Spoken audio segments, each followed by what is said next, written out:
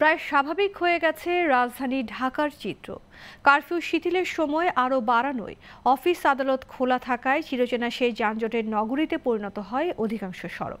মঙ্গলবার রাজধানীর কারণ বাজার, মহাখালী, ফার্মগেট, গুলশান, বাড্ডা, মিরপুর সহ প্রায় সব সড়কেই দেখা যায় অসহনীয় যানজট।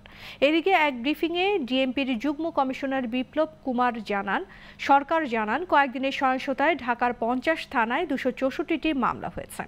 এসব মামলায় গ্রেফতার হয়েছে প্রায় 3000। বিস্তারিত জানাচ্ছেন আঞ্জাম খালেক। মঙ্গলবার সকাল থেকেই রাজধানীর প্রতিটি সড়কের চিত্র এমন। কারফিউ শিথিলের সময় আরও বাড়ানোয় অফিস আদালত খোলা থাকায় অসহনীয় যানজটে পড়তে হয় কর্মজীবীদের। বিকেলেও সেই একই চিত্র।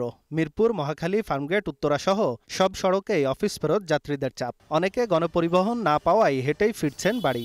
রাস্তায় তো প্রশাসনের লোক আছে, জানি না কি হবে।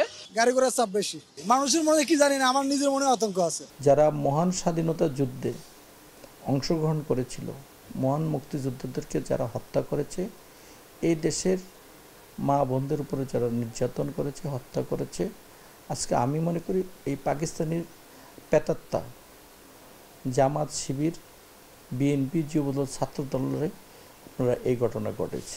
সমগ্র জাতি আজকে সকলের চোখে পানি। এটা হতে পারে না।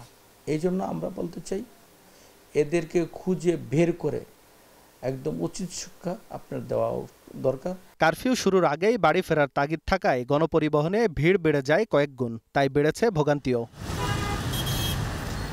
এদিকে ডিএমপির জয়েন্ট কমিশনার বলেন, নাশকতায় যারা জড়িত ছিলেন সবাইকে আইনের আওতায় আনা হবে। ঢাকা শহরের যে আমাদের যে 50টি থানা রয়েছে, সেই 50টি থানায় এখন পর্যন্ত 264টি মামলা এখন পর্যন্ত রুজু করা হয়েছে। আমার জানা মতে আরও 4-5টি মামলা প্রক্রিয়াধীন রয়েছে। তো এখন পর্যন্ত 264টি, এটি আরও 4-5টা মামলা বাড়তে পারে কিছুক্ষণের মধ্যে হয়তোবা।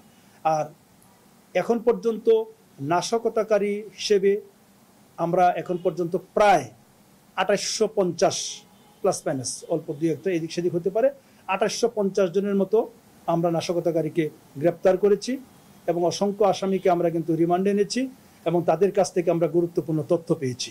আঞ্জাম খালেক, গ্লোবাল টেলিভিশন, ঢাকা।